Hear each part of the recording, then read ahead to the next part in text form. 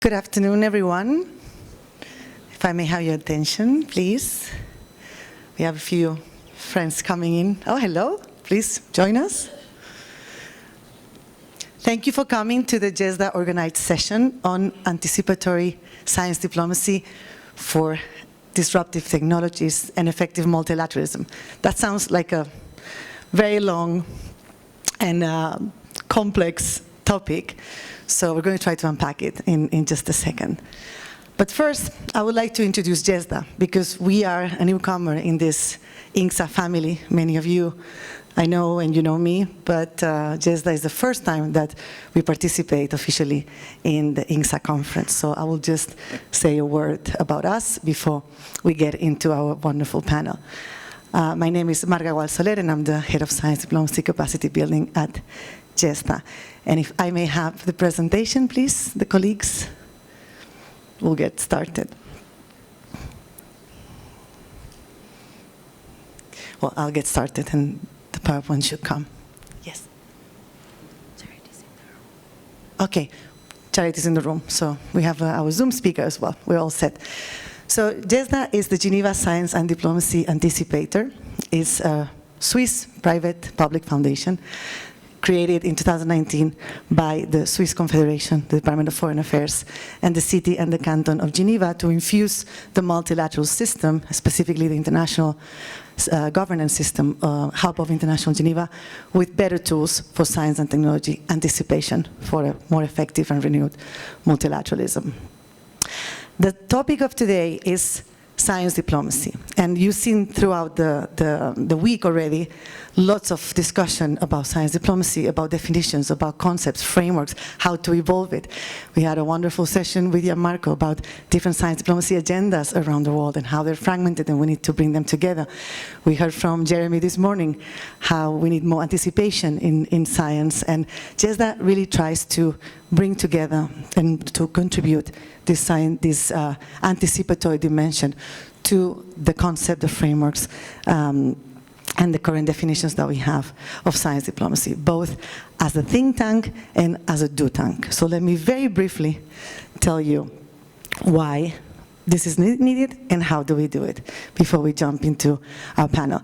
As we have heard throughout the days, science diplomacy as a concept started officially, or became a concept in 2010, the AAA Israel Society definition that we all know.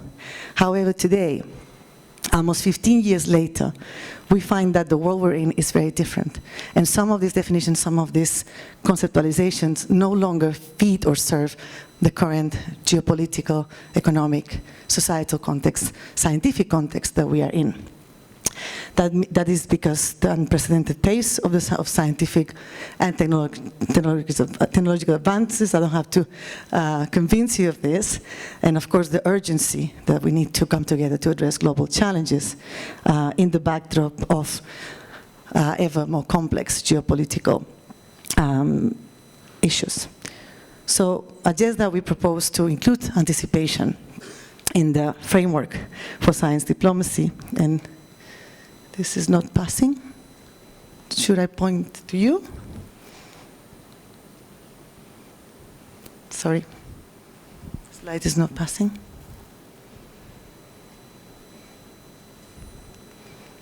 Okay, here we go. Sorry.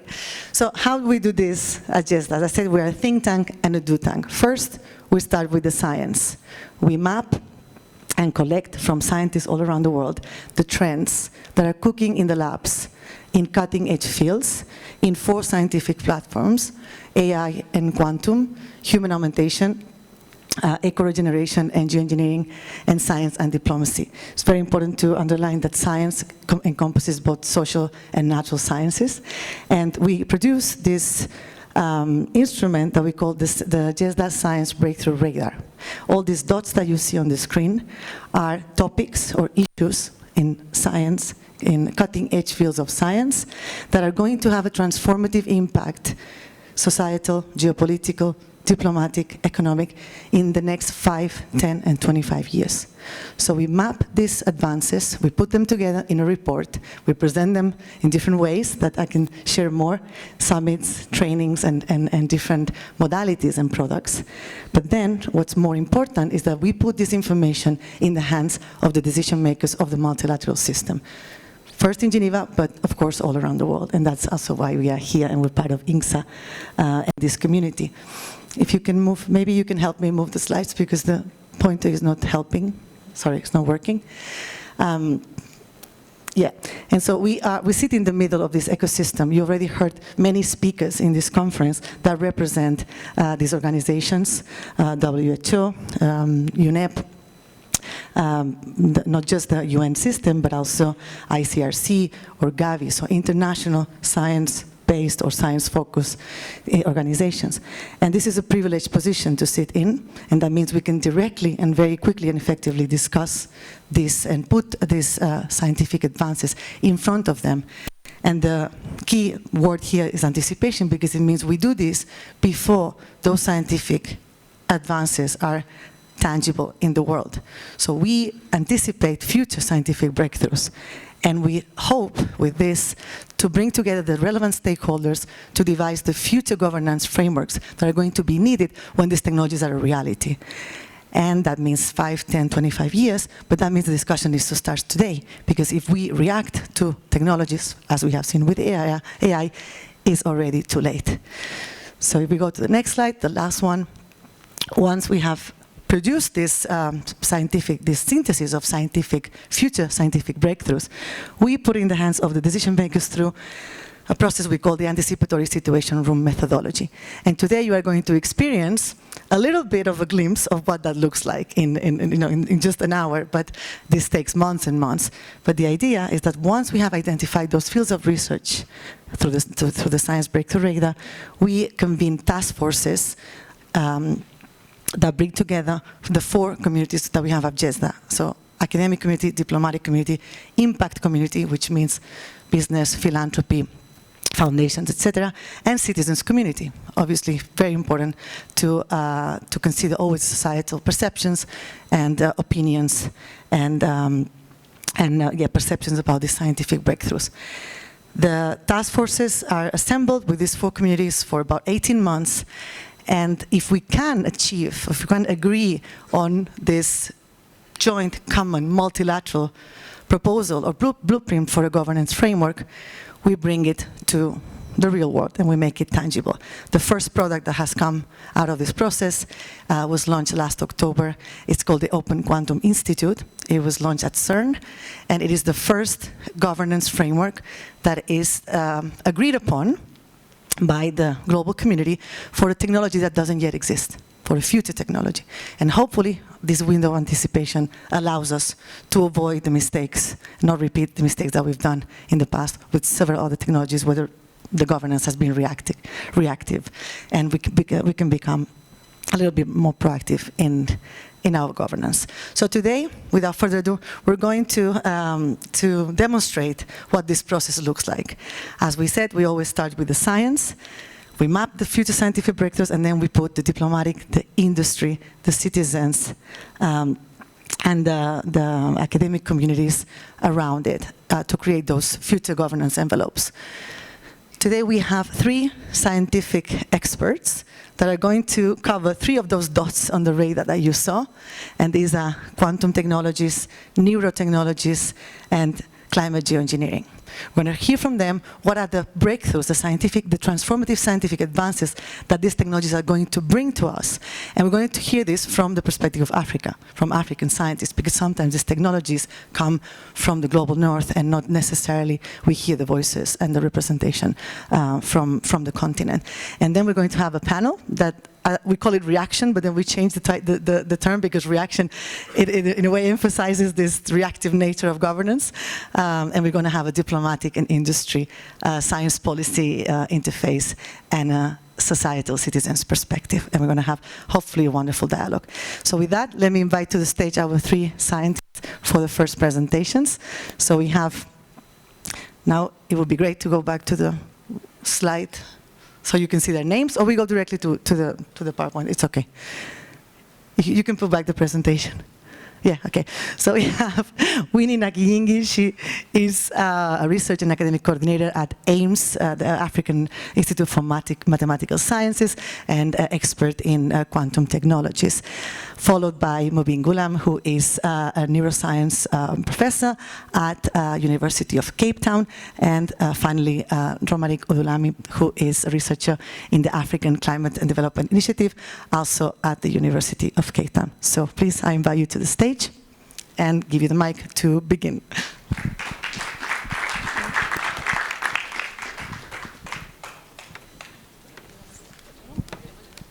You can be on the right or on the left.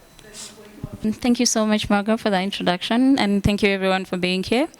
So my name is Winnie Nakiyingi. I work with the AIMS Research and Innovation Center. Professionally, I'm a statistician, but I'm very fascinated with the quantum world, and today I'll be talking about unleashing the power of quantum technologies with an African perspective. Next slide, please.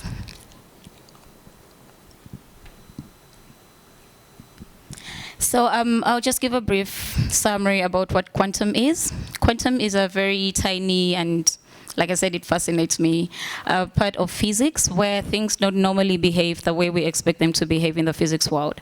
So it's believed that in the quantum space there are these very tiny particles, electrons and photons, which are so interconnected, really interconnected, that changing one of them affects the other one, irrespective of the distance between them. Next slide, please. Sorry. So we use... Okay, thank you. So the study of quantum theory is what we call quantum mechanics, and that does the explanations and explorations of how the behavior of the electrons and photons are. And that forms the basis of what we now know as quantum technology. So quantum technology is in, people only know quantum, not only know, but mainly know quantum computers, but it's not only quantum computers. It has quantum sensors, quantum network, and quantum computers, and we'll see the details of that as we move on. Next slide, please. Okay, so given the nature of the presentation, we're talking about what we expect as benefits of these transformations. And like I mentioned, we have sensors, networks, and computers. So now we're going to see what benefits we expect from quantum sensors. So quantum sensors are just tiny devices that use the fundamental approaches of quantum mechanics. And what they do is they measure the accuracy, they improve the accuracy. When it comes to, say, between two bodies, between, say, me and him, quantum mechanics measures the changes in any motion that might happen between these two bodies, but as precisely as possible, which is more than what we know normally with, any sensors that we have with classical approaches. And these will be used to, for example, detect presence of minerals in any countries where, you come to a place and you think, okay, there might be some minerals in here. To detect that better, quantum sensors will do a good job. And then they can also help in, underground constructions, because this is not a place where we see all the physical happenings. It's under there. So for us to know, just sense if there is an obstacle here or this is a clear path, quantum sensors will be able to detect that, because, like I said, it's precise. Any change in the motion, if there's an object there, whatever is felt from this object will be easily detected by quantum sensors. And another thing they can do is the medical field. They can help with the medical scanning. Next slide. And then the other aspect of quantum technologies is quantum networks, and these are forming a basis for quantum communication. I don't know if you've heard about quantum communication, but this is going to be very easy for us to transform information from one point to another without easy detection. So the decryption that's happening in the quantum world is going to be very solid compared to what we have with the classic computers.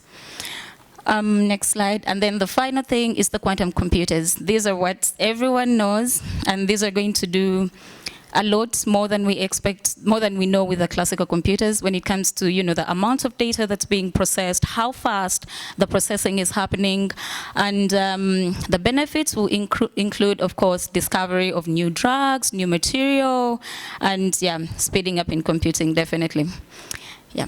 So when it comes to societal policy or ethical implications of these quantum technology transformations, the question is, how do we consider or factor in the implications of quantum technology, from all these perspectives as researchers?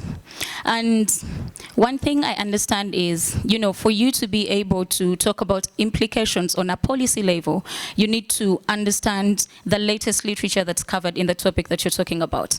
So there's no way you're going to say, policymakers take this route when you're talking about something that's ancient. You have to be up to date with whatever is going on in the, in the discoveries in the quantum technology world.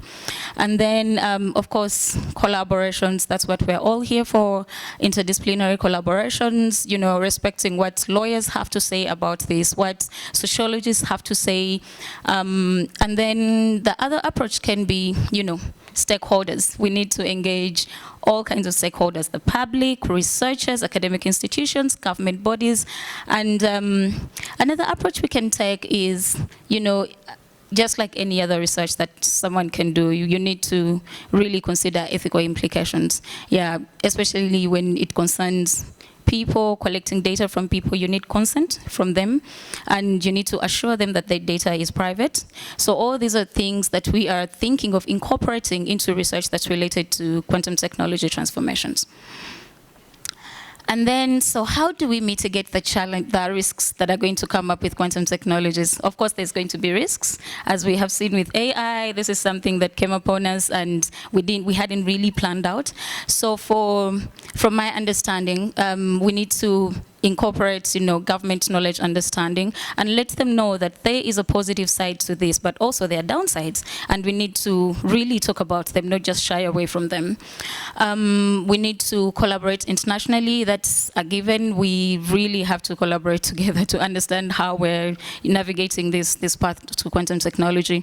And then we also need to put in place an international structure to prepare for the downside, because this is actually happening. Quantum technologies are here to stay, and we need to understand, in case we take the negative side, how do we mitigate this? And that can only be effective if we look at it from a global scale, not just a local scale. Then we have to give equitable access to infrastructure and resources. And that's very dear to me, because coming from the global south, this has been a challenge with what we do at AIMS. And thanks to the OQI, now our students are able to, go to Geneva, to the OQI, to understand how the theoretical side of what they're doing actually pans out when it comes to the practical side of things. And then inclusive innovation ecosystem. Yes, the World Economic Forum now has a quantum economy, and we have very good representation on the economy membership from AIMS. Our lead scientist for quantum at the AIMS Research and Innovation Center is part of the World Economic Forum quantum economy. So at least we know our ideas will be represented there. So, so for this slide, just for me to conclude, it's not, we all cannot be experts, for sure. We all cannot clearly, definitely understand, but at least we need to know why and how these quantum technologies are important as we move forward. So here I'm going to talk about the state of QT in Africa, and these are some of the universities and then the companies that have taken it upon themselves to, try to introduce what quantum is, the idea of quantum, and then build capacity. Right now, it's mainly theoretical. Given the state of the continent, we don't have the facilities to actually do the practical side of quantum. But then these are some of the examples, the University of Wits, and you can see a lot of South Africa going on there. And I highlighted the African Institute for Mathematical Sciences because that's where I come from, and that's what I understand better. But then we have companies like the IBM, Strathmore, and all these companies going on, and they're all doing something about quantum computing, just introducing people, just introducing Africans to what is coming in the future. Yes, so what role is AIMS playing? when it comes to quantum technologies. So AIMS has set up a research chair in quantum who sits at the AIMS Research and Innovation Center based here in Kigali. And we have PhD training programs. We also have research masters training programs related to quantum. Recently, the recently concluded hackathon in Abu Dhabi, we had representation. One of our PhD students in quantum was there. And we also have postdoctoral fellows who are doing quantum. We have collaborations with international partners with the University of Calgary in Canada. QSoft mainly helps us with the PhD training program. So sometimes we have students coming from AIMS visiting QSoft just to interact with other researchers that are interested in quantum and also move away from a more theoretical side to an almost practical side when it comes to quantum. We also have an advisory, I talked about that. OQI, we have representation. The World Economic Forum, we have representation there.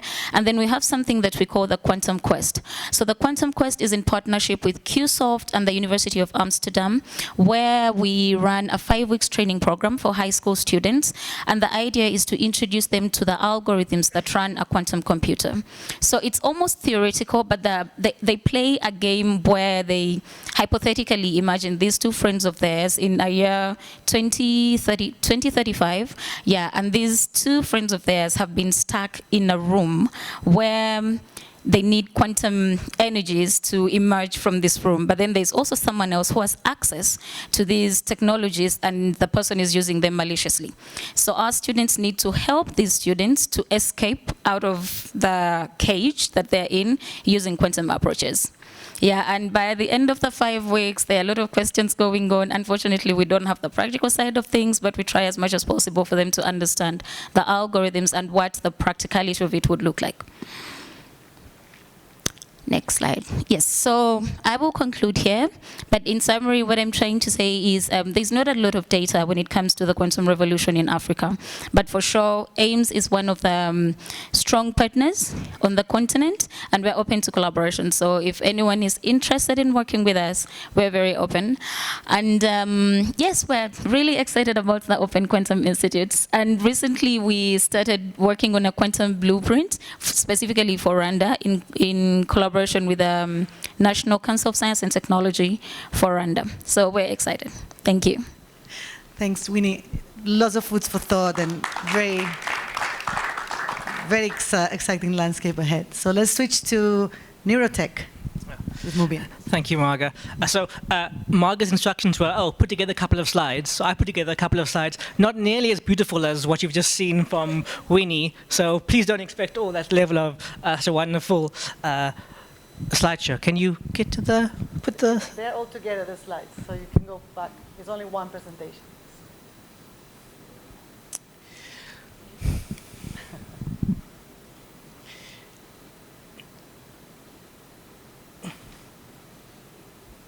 The same presentation as she had. The next slide is Yeah. all together. Sorry. Okay. I just have they're not nearly as beautiful slides. So I'll get started just for sake of time. So the sort of area that I'm going to just sort of describe a little bit is a lot of overlap actually with quantum computing in theory in some of the aspects, but it's about human augmentation and particularly neurotechnology. So I want to describe a little bit the specific relevance of neurotech and how these are accelerating and some of the future tech that's going to be relevant to us in the future. How are we doing with those slides there? Same slideshow. I promise that we rehearsed. I promise. It was all rehearsed. So maybe I'll just start talking. So one of the major areas that's identified in that the breakthrough radar, which I strongly encourage you to go and have a look at, it's a really fascinating read. What fascinates me was that as a scientist, there we go. Perfect. Well, as a scientist, thank you. As a scientist, reading through the breakthrough radar and seeing the work I was currently doing in my lab being represented on here, but not really knowing about it. Maybe there's sometimes a disconnect between scientists and policy makers that I noted. So cognitive enhancement is the idea that we can have is a host of invasive and non-invasive techniques that can manipulate and change brain states and brain monitoring systems, which sounds like science fiction if you hear a talk, but there's some incredible advances in updating and advancing cognition, and we can lead to restoring impaired brain function and upgrading the ways we think. And there's a whole lot of biochemical, behavioral, and some physical things. And more importantly, there's a little phrase there on that slide from a paper a few years ago that says gadgets, and gadgets include kinds of implants that are currently occurring into the brain. So I'm not sure if many of you are now aware, but there was two incredible neurosurgeons in Lucerne in Switzerland who've actually been able to cure paralysis with a brain implant. That type of technology currently exists today. It's only emerging, it's at the start of it, but those kind of things are technically possible in today's landscape, and those are the technologies that fall in that field. And then most importantly, I think a lot of people will be aware of the major, huge geographical shift in genetic engineering that's occurred with the CRISPR-Cas9 system. We've been able to genetically engineer and change genomes for a while, but this advanced system is so easy that master students in my lab can genetically edit organisms, and they maintain that genetically modified technology through their lifespans, and importantly, can pass it along the germline. So we can identify genes that have disease-causing mutations and correct them and update them and ensure that it doesn't get passed along the germline in theory. So that's the type of advanced genetic engineering technology that is now present and exists. And this will continue to, are we now working? Great. This will now continue to disrupt medicine and open up the possibility of further human enhancements. So policy making ahead of the time where genetic engineering is a common day occurrence needs to start occurring now. Oh, beautiful. So, and then the other thing is, probably most prevalently in terms of where neurotechnology and human augmentation is going to be perceived in the future, is lifespan extension. So the biggest factor of mortality and mobility, the biggest risk factor in the world, is aging. And particularly in the global north, where aging is a significant factor and where there is enough money and wealth to try and prevent them, we can look at upstream of the factors of aging. And this is work from a decade ago, this review, and it's been going on for a while, but we can identify the developmental pathways that exist that cause aging and disrupt them. And by disrupting them, prevent and retard aging as it develops throughout the human body, and therefore can slow down the process of aging and adapt them. And particularly in things like cardiovascular diseases and cancers, and in particular into my interest, neurodegenerative diseases, by identifying these specific pathways, we can extend lifespan. And one of the sort of areas of lifespan extension, the thing is be able to grow organs in a dish. We call them organoids. That's what my lab and my research focuses on. So this is hot off the presses. This is a brain organoid. So we make little models of the brain, and I'm the first lab in Africa to make these from African stem cells. So mostly they're made in Europe and the United States with cells from relevant local populations, but we're finally starting to do that type of thing in South Africa and making African origin brain organoids. And you can make organoids of any kind of organ. There's skin, there's liver, there's pancreas, there's heart, and all of these have the potential to be in this field of personalized regenerative medicine, because you can make them patient-specific. So if someone is suffering from a specific disease, you can take their cells, turn them into an organ that is specific to them, study the disease, and even create things to transplant back into them to help as a curative agent. So the miraculous breakthroughs in human augmentation are going to be significant. See, I told you there were two slides. Those are the slides that I was going to cover. But so to move on to the other sort of aspects that I was asked to cover today, so about the advances and how the policy and ethical and societal factors are involved in daily research, I think those are really important things we need to factor in. I think Winnie really beautifully covered a lot of those things, because there's a massive overlap in the type of future thinking work that needs to be done to cover these things. So I think it's important in now, and this is what JESD I think is about getting ahead of the curve in terms of policy, not being reactionary to the technologies that are going to change our lives, but to be proactive and identify them before they become a common everyday occurrence, so you can put policies in place that really allow us to manage how these things will happen. And the thing that you need to sort of develop in the neurotech field is some kind of standardization, because what can be done and how to do it fairly and how to ensure equal access, which is going to be a major problem with neurotechnologies due to their massive expenses. And that is a multi-stakeholder conversation, obviously. Besides academics and politicians and policymakers, you also need to have the healthcare field needs to be deeply involved, as well as industrial companies that have the finances to help support the work. And what's going to be sort of the more difficult area that I don't quite understand is that military applications of technologies are going to be prevalent and are going to be considered. So that's another stakeholder that needs to be involved in these conversations as we move forward with the technologies. And the standards need to bear in mind, I think there's always this disconnect because researchers leave us alone as do our research in our little boxes, and when we're done with it, we'll publish it, and then you can decide policies, and that isn't going to work for these kind of disruptive techs. So we need to have standardization and bear in mind development of the tech without hindering its growth and its development, but while allowing for us to allow engagement and that not something that happen after their discovery.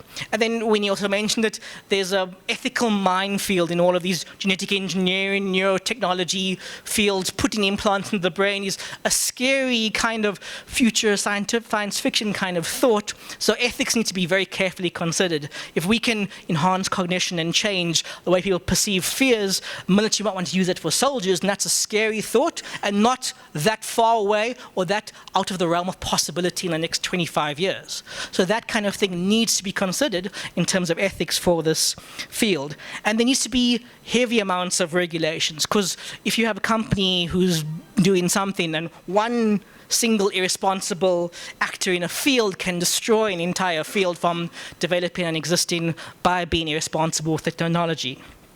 So there are sort of these risks, and I think the major risk in the neurotech field that I want to briefly mention is that this is going to cause and even more so, a massive gap between global north and global south. All of these neurotech, so the incredible implant into your brain to cure paralysis is $1 million Swiss francs per person. Not a realistic thing to happen unless you're very, very wealthy. And this is going to increase this gap between wealthy and less wealthy nations. And that's where the policy making really needs to be adept and considerate. Because even in smaller fields, drugs in Germany cost 10 times less than they do in South Africa. I found out some of the specific vaccines and things, which seems strange to me given the different demographics and different wealths of the different nations. But companies are able to hold to ransom the way they create vaccine contracts in different organizations and with different countries. And that type of thing is only going to explode in the terms of these kind of really advanced technologies. And the state of field in Africa, it's awesome to hear about Winnie's field being so advanced in Africa. That's very decidedly not the case in Africa in terms of neurotech and human augmentation. There's very little development that's currently ongoing. And this is a very relevant point to make here from a scientific perspective. When you're talking about genetic engineering and making little models of diseases and organoids, it's because Africa is by far significantly the most genetically diverse population in the world. In order to have globally relevant kind of science, need to be in inclusive models. It makes it better. It makes us understand diseases and how they occur and drug interactions having a globally diverse model systems. Of those organoids I was mentioning, 97% of all of the cells used for them are European and American. The rest of the world isn't included. There's 3% from Africa, and I shouldn't be, as a small lab in Cape Town, contributing such a massive percentage of the number of people doing that kind of work. We should have more people involved in that field. So how do you do that? How do you start to do that? And it's a big question. I think it's to be inclusive and representative from the start of technologies as they emerge, rather than trying to catch up later. So there's currently very little work, so we need to build capacity and skills development and all the classic things that people would say about developing training programs in underrepresented nations, having youth from different parts of the world included, and creating non-predatory, with an emphasis on the non-predatory part, global north-south partnerships where there's an equal contribution and equal benefit to all. And so as the way forward, so as to conclude, I think for the neurotech side atmosphere of things, you need this constant permanent and anticipatory conversation between tech companies, public labs, academia, industry, and those decision makers, the diplomats, the UN agencies, the governments, and society stakeholders at large. And a good example of when global North-South partnerships have worked really well into the medical field is in infectious disease research and tropical medicine kind of area.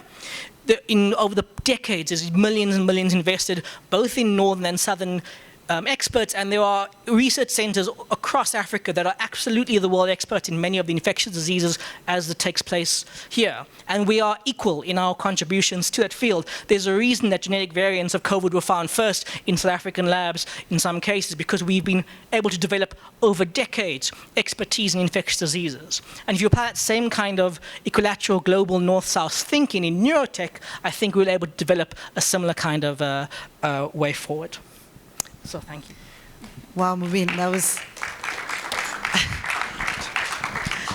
that was a long to-do list to the policymakers in the room. So I look forward to the to the questions and the comments. But first, let's hear from our last scientific speaker on climate engineering, Romar. Okay, thank you. I think I'll prefer standing. Sure. Good afternoon. I'm Romaric. I'm from the University of Cape Town, and I'm going to give a brief presentation about climate engineering. So, but before we can talk about climate engineering, it's very important to set the context that leads to climate engineering as a possible way of contributing to reducing the risk associated with climate change. So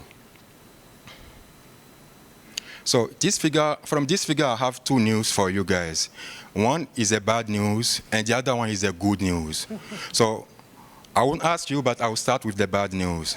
So the bad news is in the orange color. The orange line and the shade is the estimated anthropogenic warming up to date, and its likely range in which it can oscillate. So, and it continues, and I'm not sure this is working on the screen, but basically, you see the dash orange line. It cuts the horizontal line somewhere with a certain range. That's basically the time at which we are expecting to reach 1.5 degree warming above pre-industrial level. And that could happen in about a decade time. So that's the bad news. But the Paris Agreement is kind of recommended that it's important that we keep global warming well below 2 degrees and make all efforts necessary to not to exceed 1.5 degrees. But in the actual context, when we stay in that context, it is impossible for us to reach that goal by the end of the century. But we rather reach 1.5 in about a decade. But there is hope, and that's where the good news comes. The shaded areas on this in this figure is showing different scenario of CO2 reduction, and it shows us that the faster we proceed to the reduction of CO2, the more likely we are to reach the Paris Agreement goal of limiting emission to 1.5 degree by the end of the century. Any other option will lead us to much worse scenarios. So, and this figure is showing kind of the change in temperature, precipitation, and soil moisture at different warming levels from the bottom to top. 1.5 degrees, 2 degrees, and 4 degrees warming above pre-industrial level. And what we could say is that none of us in this room would like to live in a world with 4 degrees warming. Even the image doesn't look nice. So it's necessary for us to make sure that we keep the warming in the range of the 1.5 by the end of the century. And in this context, scientists have thought of all the possible way of doing that besides or in parallel to cutting down our emissions. And that's where geoengineering comes in, climate geoengineering. So what it is actually, so climate geoengineering generally refers to any intervention that is large scale and that is deployed in the Earth system, and the major aim of such intervention is to counter climate change impact. So, and there are a multitude of techniques that has been suggested, and they are generally classified into two major groups. And the first one is those referred to as solar geoengineering, or solar radiation management or modification, or SRM. And those approaches basically tend to reflect a small portion of solar radiation that is coming to the Earth system, trying to block them from reaching the Earth's surface. And by doing so, it reduces the amount of solar energy available to greenhouse gases to absorb, and also reduce their warming. And those approach has been thought of based on observation, basically volcanic eruptions. So the closest example that happened was the Pinatubo volcanic eruption in 1991. And so it's a lot of sulfur dioxide was ejected, and some of which reached the upper atmosphere, the stratosphere, which is roughly above, between 10 and 15 kilometers above our head. And that sulfur dioxide gets transformed into aerosol that spread over around the Earth in the stratosphere. And the following 4 years, we experience a global cooling. And that's based on that scientists say, okay, why can we not reproduce something similar? And that's where solar geoengineering has come. But there are many other approaches also that we will see that a bit later. But the carbon geoengineering, or carbon dioxide removal, or CDR approach, basically tend to remove greenhouse gases from the atmosphere. And by doing so, it addresses the root cause of the problem. In French, I would say, couper le mal à la racine, kind of uproot the evil.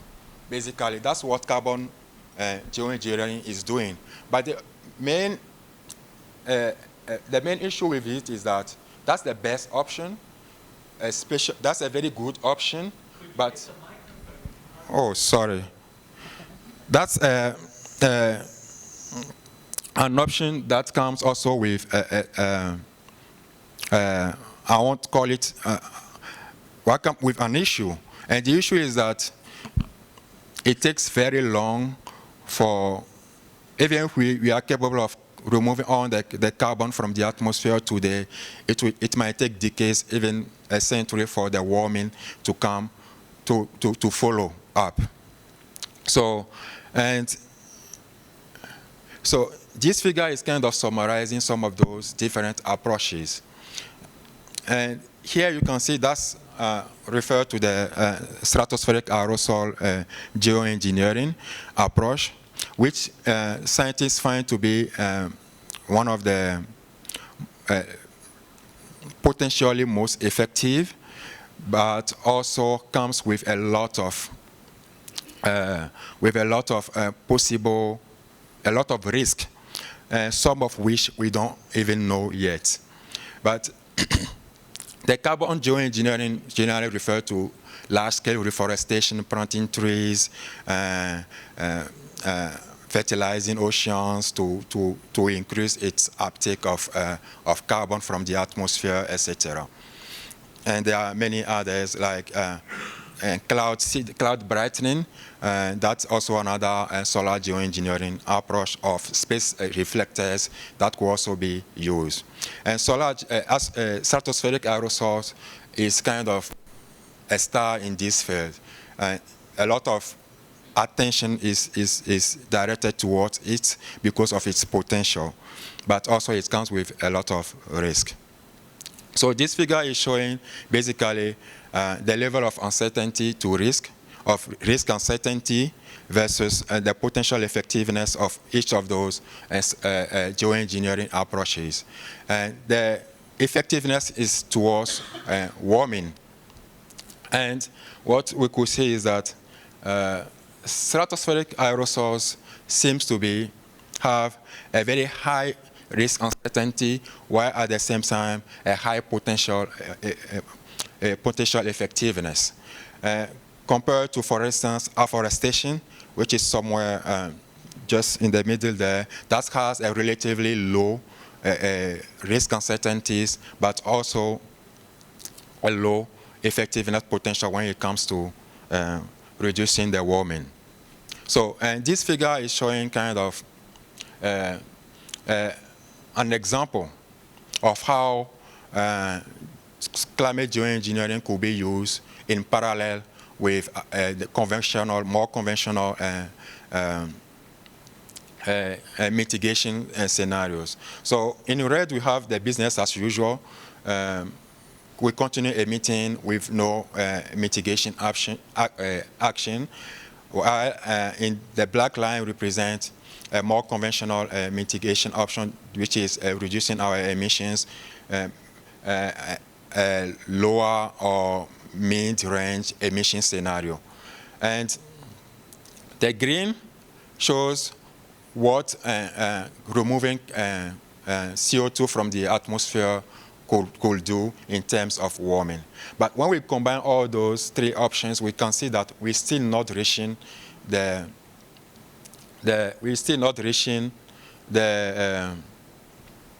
warming level of 1.5 degrees, not before 2300. But when geoengineering comes in, it's helped to bring the warming to 1.5 quite early, before the end of the 21st century. So it's very important to understand that we cannot apply geoengineering approaches while we ignore all other conventional way of mitigating climate change and its impact. So they should be done in parallel or in combination.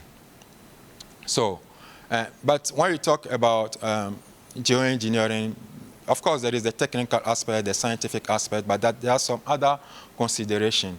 So when you look at solar geoengineering, for instance, it has a very good potential of helping us solving or helping us contribute to reduce the level of warming, to reach the level of warming we want to achieve.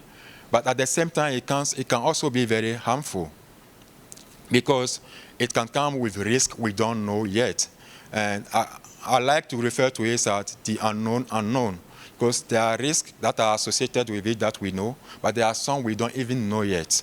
So, and also, it's very important that before the implementation of any geoengineering option, it is very important that we have a full understanding of its benefits and side effects before even before the decision could be made of implementing it.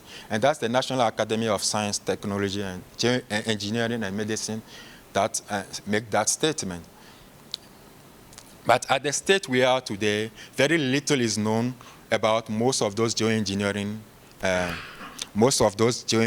techniques. And it is important that we do research, that we discuss, we have a global discussion, and especially in the global south. Because up to 5 years ago, up to 2018, end of 2018, there was, except from China and India, in the global south, there wasn't a single research publication about the global south done by researchers from the global south. Not even a single one.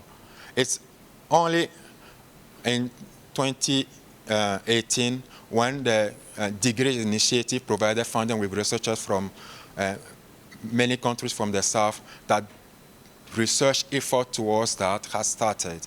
And so right now, there are a lot of research output that is being produced by the South, and that is changing the geography of in terms of production of knowledge about geoengineering. And so there is need for more research, especially in the global South.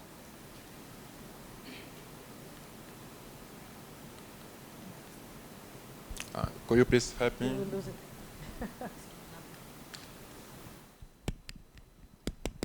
the last slide, promise.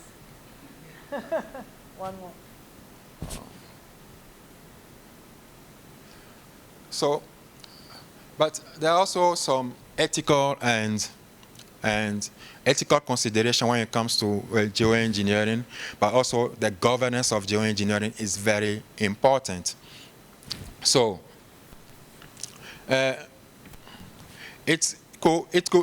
geoengineering, climate geoengineering could help reduce climate change risk, but at the same time, it could bring some new risk. And it is very important that we have a good knowledge of those risks that it could bring by, in order to know how, if geoengineering is an option we are likely to take in terms of when it comes to fighting climate change impact. So, but it could also have dangerous side effects to natural systems. Up to now, there is very little in terms of the impact of geoengineering on biodiversity, on health, same thing, and many other aspects. But it could also cause political tensions. Because, for instance, when we take stratospheric aerosol geoengineering, it's quite a technologically advanced country is capable of alone deploying it.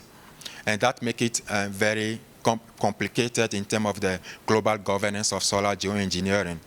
And that might make others very not too happy about that. And this could cause some political tensions. And even in the context of a good global governance of geoengineering, it's very important to make sure that everybody agrees on some basic principles. Because we could start solar geoengineering and a few moments later, some countries might feel like, oh, this is bringing us too much trouble, although we are not capable, although they might not be capable of linking maybe the disaster post-implementation to geoengineering. That will be the very first reflex most people could have. And that could also bring some tension and many others. But a very important point is that it has a very high potential of distraction. Especially when it comes to cutting down our emissions, that is known to be the best option in terms of reducing warming and fighting climate change. And so it is, the fear here is that policymakers might look at geoengineering as a solution and forget about the more conventional way of addressing climate change, and that's not acceptable. So I've talked about the unilateral deployment, but in terms of termination shock risk, what it means, the termination is like we deploy solar stratospheric aerosol geoengineering for maybe a decade or a couple of decades, and suddenly, for no reason, we stop it. Why we have not combined it with any emission cut down strategies. So the point is, when we do that, the climate change we will experience the impact of climate change that we are supposed to experience maybe over a 20 years period or 3 or 4 decades could happen just in a span of few years. So, and that could be a very abrupt change, could be very damaging to human, but also to all other natural systems. So that makes geoengineering a very controversial strategy when it comes to addressing climate change. And so far, all the research that has been done, especially regarding stratospheric aerosol geoengineering, has been based on climate modeling, and no research has been done in the real field by injecting any material in the atmosphere or the stratosphere. And on that, I thank you for your attention. Thank you very much, Romaric. And I think we very quickly realized that these technologies have an enormous potential for benefit, but also enormous risks. So what to do about it is the next section, the next part of the panel. And I would like to invite our dear speakers. I will call you, you can come around and take a seat. So Nouf Alameli, she is the science advisor to the Assistant Minister of Foreign Affairs in the United Arab Emirates. And Sophie Devise is the head of Global Science Policy Unit at the International Science Council. Ketty Pageng is JESDA board member, former Vice Chancellor of the University of Cape Town. And we have online on Zoom Charity Waya. She is the director of IBM Research Africa. So thanks so much for joining us, and I think you now have a very long list of tasks or considerations given by our scientists, and really this is a fantastic moment to experience this anticipatory situation room, as we call it at JESDA. So I would like to start, Nouf, with you in terms of the government perspective, and especially the foreign ministry and the diplomatic community. And coming from a country like the UAE, who has been pioneering in many fields, for example, the first Arab nation to go to Mars, but also you have many futuristic institutions, the Dubai Future Foundation, the Museum of the Future, and of course you were the first nation to appoint a minister for AI. So how and why the UAE has embraced these technologies, and how are you working to address all of the issues that our scientists have posed to us? Thank you so much, Marga, and thank you to the presenters. It's always really difficult to follow after technical presentations because I feel like my IQ has now dropped up completely because I'm not able to even think in that perspective. But so just to give a little bit of a background when it comes to the UAE, I think, thank you for mentioning the stuff that you've mentioned as well, but I think anyone who really usually Googles the UAE in the area of science and technology, those are the things that usually come up. The space sector, the first Ministry of AI, the museum, the Future Museum, and it seems very flashy and it seems really big. And as I was preparing for this, I wanted to be able, since the UAE has, maybe in the area of science and technology, has had a little bit of headway in certain areas, but in the area of science, the intersection of science and technology and diplomacy, we're actually pretty new on the game. The office that I work for, which is the Assistant Minister Office of Science and Technology within the Ministry of Foreign Affairs, has only been established a year and a half ago by presidential decree. And it's the first time that we actually have a science and technology vertical within the Ministry of Foreign Affairs. So if anything, that symbolizes or that signals a very far-sighted and very strong messaging from the leadership that we're using our foreign policy tools to want to advance science and technology in the country. What I hope to do in the next couple of minutes is demystify some of those news articles that come out there. They're not that they're not true. Yes, we did have the first Ministry of AI, and yes, we did send a Mars probe. I promise we did. But I think it's important for us to be able to understand where this comes from. I thought it might be a good idea to really take a different approach and give you a little bit of background as to how that ecosystem developed to where it is right now. And I divided my presentation into 3 areas. So the first one is around the journey of the UAE in establishing a science and technology ecosystem. And the approach that I wanted to take with this is I wanted to sort of provoke the triple helix model of innovation and think of it from the industry, government, and from the academic perspective, and give you certain examples that I hope I'll be able to thread together and give you a perspective of how each of them have actually had an influence in where we are now diplomatically in the area of science and technology. The second part of my presentation, I wanted to be able to give you a bit of a snapshot as how our relationships with different partnering countries has sort of oscillated between collaboration and competition. And how do we find a balance? How do we know to strike the balance when it comes to that? And then finally, I think, and this is the one that I'm going to very bluntly say this is the area we have the least experience with at the official level, and that's how we navigate multilateral platforms as the UAE, and maybe broadly as the Arab nation as well. So to start off with it, so the ecosystem of the UAE. So when we're talking about why this the UAE has been has been a forerunner in the area of emerging technology and emerging technologies in general, is it comes from the idea of or the philosophy where the UAE has taken a very deliberate and guided approach that's fortified by innovation and forward thinking in their strategic vision. And usually this has been driven by far-sighted leadership that believed in their science and technology and engineering community, and specifically the youth. In all of the examples that I'll be giving you, those have been actually driven by the youth. The average age of the people that worked on the space sector was 30 years old. Our minister, I think, was around 30 years old when he was appointed the minister as well. So this is really important now because we're talking about matching up the pace of decision making with the pace of technology, and the pace of technology is accelerating all the time. So we have to think about mechanisms of how do we get the decision making to actually match those paces.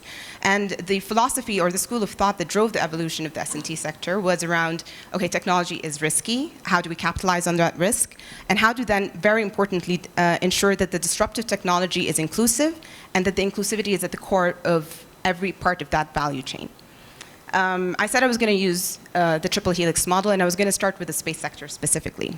So from the industrial perspective, the success of the space sector demonstrated the ability to evolve from what we traditionally were considered a technology procuring nation. And that's how it was. For 25 years ago, most of the way that the UAE has dealt with technology is by procuring it. We didn't have the capacity for it, we didn't have the capabilities for it. In a very monumental speech that was done by then our Crown Prince of Abu Dhabi, but now the President of the UAE, he wanted to change that philosophy in the science and technology community. And he very deliberately said that in the next 50 years and forward, we want to be able to celebrate the last barrel of oil. We don't want to be upset about it. We want to celebrate it. How do we make sure that we do that? And that sort of set the tone for that. So with the announcement of the space sector, there was a couple of things that was taken into consideration. His Highness Sheikh Mohammed bin Rashid, who is the Vice President, he gave them 3 rules. He gave the team that worked on this 3 rules. Don't recreate the wheel. I want new science, yes, but don't recreate the wheel. And start where others have ended. So that exemplifies the kind of values that the UAE has when it comes to partnering with other countries. Work with the countries that we already have. Don't try to create something that's new. And that was basically how the space sector has developed. Now, what the space sector has done and all of the other examples have done is that required a complete overhaul of our S&T ecosystem. So to be able to do that, we needed to accelerate the readiness to embrace the emerging technologies, right? So the overhaul basically entailed the creation of a ministry that's focused on advanced sciences, and an R&D council, the Ministry of AI, what else? There's an Academy of Scientists that's currently developing, a couple of other things as well that was put into mechanism as well. So across the entire value chain, a whole overhaul of the system was taking place. So that's from the industry perspective. And now we see that the effect of that. We see a trickle-down effect where that started, we've changed curriculums in schools. We've seen impact on the youth wanting to actually go into space science. There's been more of an uptake although there was a very high rate of science and technology degrees, but now it's a lot more focused. And this is my plug for UCL right now. But there's a fantastic impact report that was actually created by UCL to illustrate all of the effects. Now the second, great plug there, right? All right. So the second example that I wanted to use was from the government example, and that's the Ministry of AI. So when the Ministry of AI was developed in 2017, of course, it showcased the commitment that the UAE had in staying ahead of the curve. But it was a very bold move because we didn't really have the capabilities, or at least the capabilities of AI that now we're starting to develop. And also AI wasn't a hot topic. Who's going to hold us accountable for whatever happens with ChatGPT, right? As soon as ChatGPT became something, everyone started talking about the UAE. It's like, well, they should know what they're doing. They have a Ministry of AI. So, and I'm not going to lie, we kind of sort of managed to take that as a challenge and maybe just won a little bit, because the purpose of the ministry was to create the governance structure, was to think about policies, to think ahead of what are the ethical issues that's going to happen with AI. We're already going digital. We know that's going to happen. We don't know exactly what the risks are going to be. There's a lot of unknowns there, but we wanted to create some kind of governance structure that's ready to answer those questions. So the Ministry of AI started developing reports, engaging whether at the industry level, the private sector level, maybe just slowly planting seeds here and there. And then just a couple of years ago, I don't know if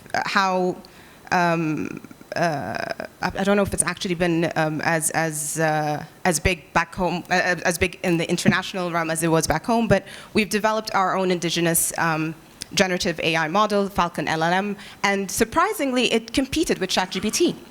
I mean, I shouldn't say surprisingly, we're very confident of our capabilities, but it did prove a point, right? So we planted a seed and it slowly grew into something else. So that was the example of how from the government, so from the triple helix model, the government, we didn't think of industry, we didn't start from the bottom up, we started from the government perspective. And now, for example, our Minister of AI is in the advisory board in the UN. We're having also a lot of visibility on multilateral platforms because of AI. Now, from the third pillar, the last pillar, which is the academic pillar, was, although we've already had universities in the UAE, both federal and some international ones, there was a very bold move that Hassan Sheikh Hamad bin Zayed also pushed for, which is to bring New York University Abu Dhabi to the UAE. The reason this was a bold move is because it was the first degree-giving liberal arts university in the Middle East. It's a whole different culture. The liberal arts education is a different culture from any other type of education in the UAE. And we had more than 110 nationalities of students, but it also was funded by the research there that was funded by the government, and this is really important, that was funded by government was fundamental research. Globally, I can probably say this very confidently, fundamental research is not getting as much support as it should be getting. So the fact that our leadership has thought of doing that 15 years ago, when that wouldn't be a topic then, was again another example of how far-sighted it is. But what it did is, it created so this is the knowledge capacity building component of the whole thing, and that's the part of the triple helix that for me I'm personally very passionate about, because in my previous reincarnation, I used to work in NYU. I'm a molecular biologist by training, and I used to work in research, not as a researcher, but the research provost office, advocating for research in the university. And I've seen the kind of impact that we're not able to measure even now that higher education institutes can have. And here's another plug for Gesta. Just as Winnie was talking about the Open Quantum Institute, the hackathon that Winnie was talking about was actually a hackathon that was hosted in NYU. And it's a hackathon for social good in the Arab world. And our students right now work with the Open Quantum Institute, and that's another example of how research institutes can also contribute to the diplomatic realm. So those three examples, of course, culminating with the establishment of our office, it signals that there's a paradigm shift in how we approach global challenges, right? And how do we use our foreign policy tools to do that? But they also come with challenges, and they come with lessons that we've learned from it. So, so there's a couple of things that we've noticed as well, right? And it's the type of, we've had to reimagine what our relationships and our partnerships are with other countries. We've started to understand the importance of knowledge transfer and joint knowledge development, and that they're vital for confidence building tools to enable trust, promote responsible, value-driven culture between partnering nations. And one component of that was very evident through our space sector was how we sometimes underestimate the value in bringing nations with burgeoning technological capabilities. So I think and I mean, correct me if I'm wrong, I think we were talking about global south and the relationship between global south and global north, and there's this, I think it was Peter that was talking about this yesterday, where he's saying that there's this traditional idea of the global north being the providers, the global south being the receivers, I guess. And that's, again, in the Middle East, that was a very similar relationship that we have with the West. But through our experience in the space sector, we've noticed, so just to give you a quick trivia on the side, the two partnering nations that we worked with were the US as a strategic partner and South Korea. With the US, it goes without saying, there's, they're advanced in science and technology, we know why. But South Korea was actually an interesting one because the technologies, it was Earth observation technologies that were working with them, and they were not as advanced as other nations. But that's exactly why that was the perfect partnership, because we were able to develop design philosophies that are unique to the UAE and Korea, and those are things that then, it was great, it was very inspiring for other nations to know that you don't really have to go all the way to the top. We know each other's problems, we know how to fit each other's gap, or fill each other's gaps, and we can do that. So that's the second lesson that we got from there. And so the questions that we face today, and we continue asking, is how do we now protect those newly developed code of ethics and emerging technologies from polarization? And this is the main issue that we're facing right now. So that's in general sort of an idea of the landscape of the UAE, and I wanted to be able to just give you an idea that we didn't have to start, like every model has been different, but every model has sort of very easily sort of, what's the word I'm looking for? Channeled into the same idea. The reason we're able to have voices on several different, the UAE is able to have a voice, even if it's just a little, even if it just causes a bit of a dent, is because we took risks in all of those areas without knowing whether it's going to work or not. And then we looked at those obstacles as opportunities. But then that had an effect on our relationships when it came to collaboration and competition with different countries. Now, the underlying, of course, the thing that we need to remember is how does the collaboration and competition is always in the context of innovation. And we know that both of them drive innovation. But the philosophy that the UAE has always had is we work with all countries. We understand that all countries don't always get along, and we'll work through that. We'll get through that. We'll cross that bridge. But we do not compromise innovation when we're trying to think about how do we strike the balance for that.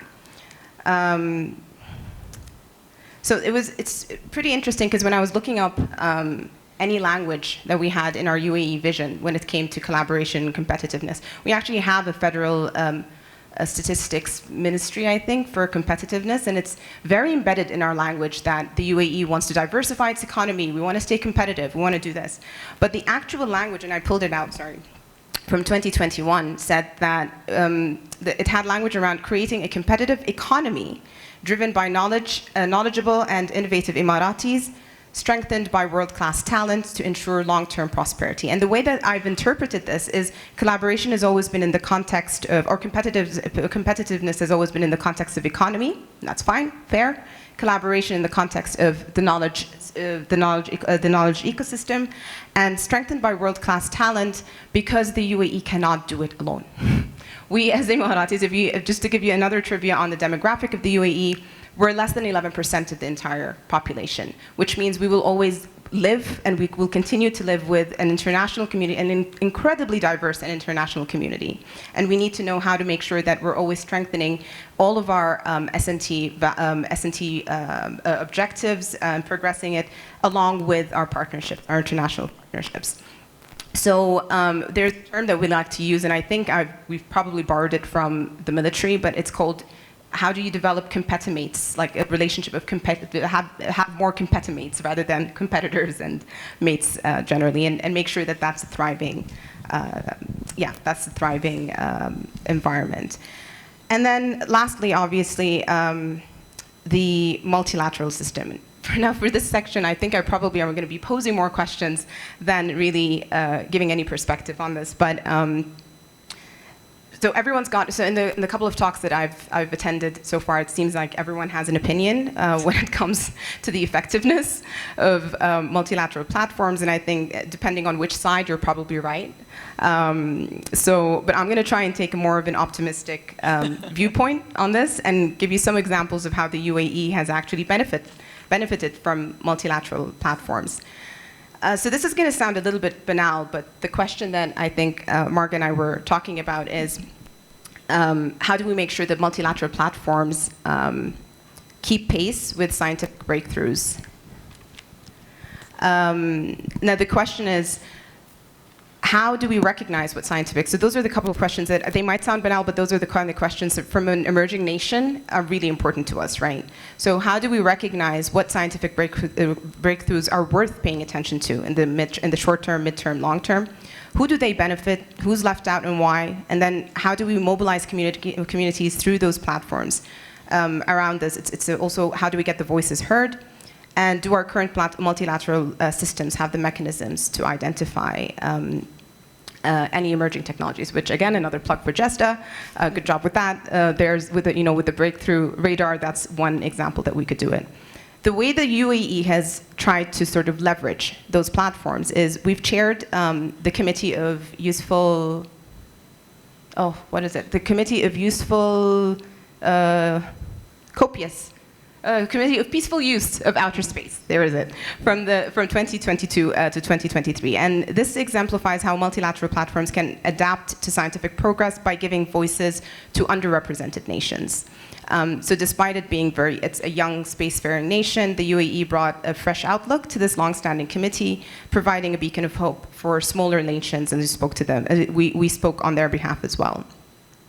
This was a symbolic gesture, and it's a testament to how important inclusivity is for us, and to make sure that the dialogue that we're always engaged in are not just inclusive, but equitable.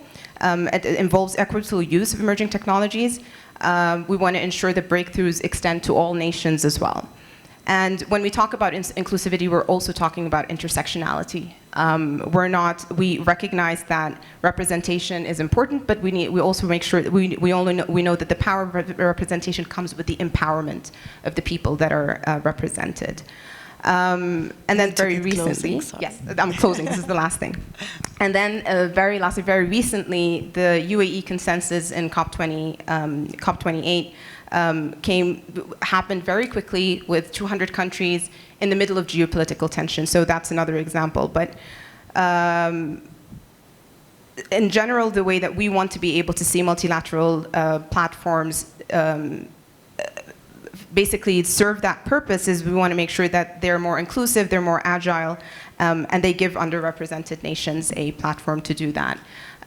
We've done that just very quickly. We've tried to do that with our presidency for COP28 by forming the COP Troika, hoping that that's going to be one way for us to be able to integrate the climate goals into 2023 and not have just pass on the baton without taking accountability for what we did. I'm so sorry I took too long, but I hope that drew a general picture of how the UAE does diplomacy in those areas. Thanks so much. That was such a detailed window into, I think it's a rare window into how the country has evolved into where you are, and already answered some of our scientist questions. But we will move on to I think Anne-Sophie, and then Charity if she's online, and then we'll end with Getty. So Anne-Sophie, go ahead. Thank you very much. And I think in the 10 minutes we have left, we'll try to be very, very brief. But speaking from the point of view of the non-governmental science organization that plays a role in the multilateral system in bringing science to bear in decision making and trying to create space to have forum for discussions on new technologies as well as key global challenges that require science cooperation. First, I want to recall the context, particularly the backsliding on the SDGs. We are doing worse than we were in 2015 on inequalities, on poverty, on environmental degradation, and that's compounded by a very unequal science sectors when you have most of the science production in developed countries, although there's been some recent significant shifts where India has become has overtaken the UK as the third largest producers of science publication. But nevertheless, there is a huge discrepancy in terms of access and participation in science, and how science can then be translated into sustainable development outcomes. So that's where I think international science organization have a big role to play in track 2 diplomacy, supporting countries, but also creating space where we can level a little bit the playing field in terms of access to what those technological developments mean, and how to support global regulations on those. Second point is that science and technology are often lumped together in the UN system when it comes to discussions on how we organize global action and global decision making around those.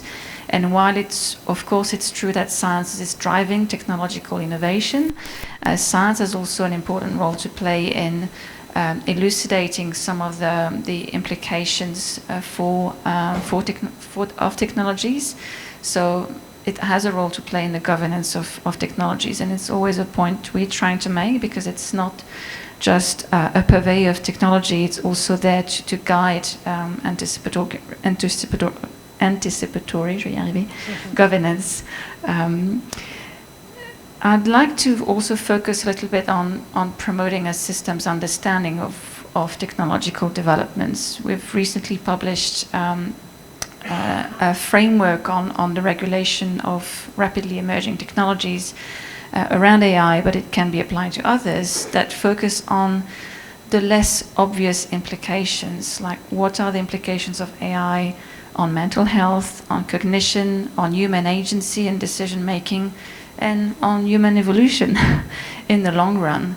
And these questions have to be posed early on, as many have said in the panel, to be in front of those developments rather than trying to catch up. I would have liked to hear more from panelists on intersectionality of technologies, because we also need to assess how those technologies like AI in biotech or AI in material science can combine to create new applications, new opportunities, but also new risk. For example, the Office of Disarmament is struggling with 3D weapons, 3D printed weapons. And what does that mean for the governance of that? It creates a new host of issues to look at. Fifth point is to try and really promote, from the International Science Council side, open and transparent mechanism at the global level where we can discuss, and also give voice to the national and regional diversity on those issues. In a recent foresight exercise we've been conducting with UNEP, it was very interesting to debate AI and its value for environmental sustainability. And when in Europe, of course, there were discussions around how you regulate AI to address misinformation. There was a general optimism of how AI could actually help with achieving circular economy, while in Africa there was very strong backlash in a way in how optimistic we were coming from in terms of how the potential of AI. And there the discussions was around tech sovereignty, around how it could further exacerbate inequality and drains on natural resources.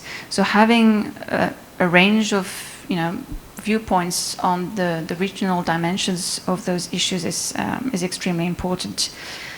I think we need to strengthen the space for information sharing, given the huge technological gaps between countries on those technologies. We'll be partnering with the Biological Weapons Convention that's want to set up a science policy interface mechanism in the face of very rapid developments, and where a lot of countries from the global south can't keep up with those developments, and the need to have an open science policy interface mechanism and advice to all member states on what those means, and share information openly about those technologies. And last point, I would highlight the need for unpacking what are the underlying science capabilities that need to be fostered to enable that technological developments to translate into progress for many. And here I will only emphasize the need for data diplomacy and strengthening data repository, data sharing, fair principles where data can be open, accessible, interoperable, so that we have a common base for deliberating on those technologies and enhance global public good. I'll stop there. Okay. Thank you, Anne-Sophie. I think you provided the perfect segues to now go to Charity, and I'm so glad to have you. I saw you nodding to so many comments. I'm so glad to have the industry perspective, which is often or most of the time missing from science diplomacy conversations. So you can speak about the digital divide, the convergence of technology, and the role of the private sector increasingly in science and technology diplomacy. So over to you, Charity. Thank you, Marika, and I'll try to be quite brief in my statements. I think first and foremost is just to underscore the importance of actual technology players to be at the core of these discussions and at the core of understanding what science and diplomacy is trying to accomplish. And so I think first and foremost that's why I'm really excited about this conversation, in that we can have, organizations like ourselves that perhaps we're developing technologies, implementing them, and trying to create businesses out of it. Also part of a discussion around what is the impact on society going to be. So maybe just a couple of examples that will underscore some of the things that have already been highlighted. And the first one for me is really the incredible impact. We've talked quite a bit about, the gap between the global north and south. And I think that is why it's so important for organizations like ours to set up research institutions in places like the African continent. So IBM Research Africa was set up about 10 years ago, and a question that I heard many people ask since I've been here since the beginning was, why do you have a high-end research program in technology as opposed to perhaps only focusing on the immediate needs with regard to perhaps digitization, et cetera, and I think the answer is that I have maintained over time, and I see it more and more real, is one, we do need to have skills in the entire value chain, from perhaps, people who can build digital literacy to people who can build maybe applications using existing technology, to a group of people that's building out the technologies of the future. And I think that part is really important in the way that we work anticipatory science, because one, it helps us to start to understand opportunities from a variation of context. So, the opportunities for AI, in countries where perhaps there's a shrinking population, they may be very, very focused on how do we automate, because we don't have enough people to take a certain number of jobs. Opportunities for AI in other countries where you have a big, robust population should be about how do we enable our young population to have skills to participate and create value, et cetera, et cetera. And so it really enables a very rich conversation where you can start to have these advanced technologies be developed across the world. For me, the second point I want to share, it's really about looking at these future technologies from an opportunity perspective, not just from a risk. And I like to think of this framework as, all of us need to build an understanding of not just the technology itself, that can be experts, but trying to understand, from this technology, what kinds of capabilities will it enable, right? So that we're not just driven by fear, what things might exist today might this technology replace or augment? How can we start taking advantage of some testing opportunities or sandbox opportunities that allow us to start to really experience the benefits, but also experience some of the limitations and the risks? I think this is what helps people to really have a robust conversation that helps us to be ready. And I think it's already been mentioned before about conversations that need to happen not just in the tech world, but with lots of players. And I think particularly with civil society and users of technology, there's so much more that we can all learn in terms of just how how people perceive the technology, because sometimes there can just be an understanding gap to how they are using the technology, which helps us to start to understand, therefore, how should we regulate, but also now understanding what the potential risks, pitfalls, etc.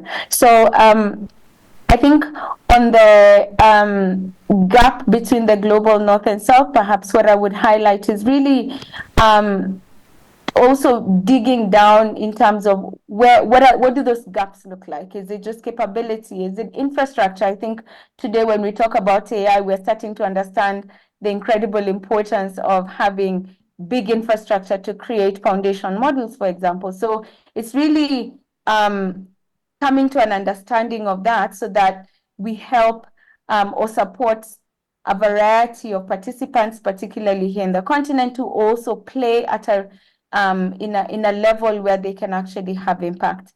A good example that we're currently implementing, I think Winnie made references to what we're doing in quantum, and what I've seen is a really there's a global effort, of course, by IBM towards building the hardware, the software, the capabilities and use cases for quantum. But we've had a really good experience in South Africa where the government has expressed interest. And so together we're able to start to put together a research ecosystem that will contemplate the impact of quantum for the African continent. What do we need to do in terms of preparing skills? What do we need to do in terms of building use cases that are meaningful for the continent?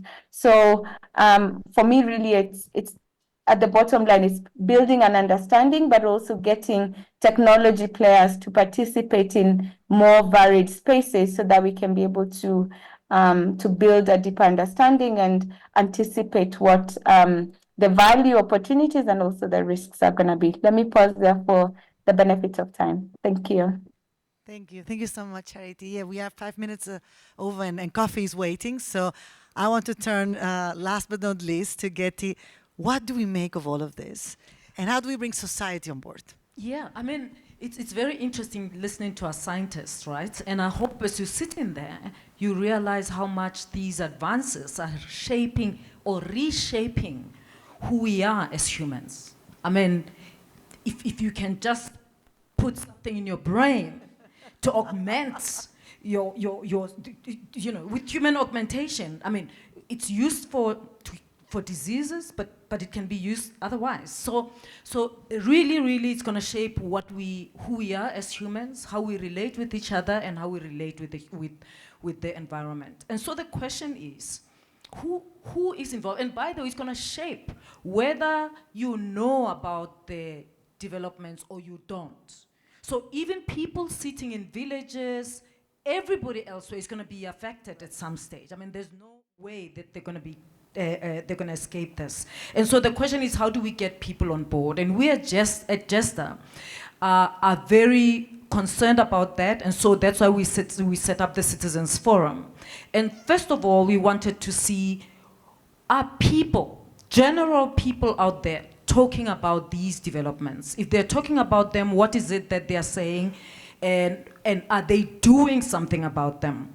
And in that case, we used AI to find out, to analyze over 10 million social media posts and 1.3 million articles in mainstream media on topics relating to the emerging breakthroughs that we capture in our radar. So we just wanted to see, what is it, who's talking about it, where are they located in the world, and what are they talking about, and who's not talking about it at all. That was the first. And it's important for us to see this, because this analysis allows us to take the pulse of society on what people say and what people do about emerging scientific topics across the scientific platforms. But knowing that is not enough. Is there something that we can do to get people to start talking about this? And we thought the first step is to engage the youth. And we thought to engage the African youth. And we used social media to engage them. We engaged them online, and we invite speakers, such as the ones that we have, to engage with young people online. And you'd think that many young people on the continent don't have access. I can tell you now that the sessions that we had online that I would facilitate with the speakers have reached over 1 million people. 1 million young people.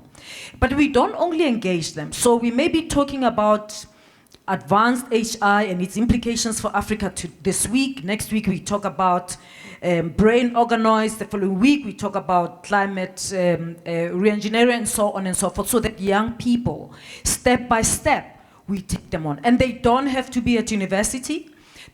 Anyone who can log on.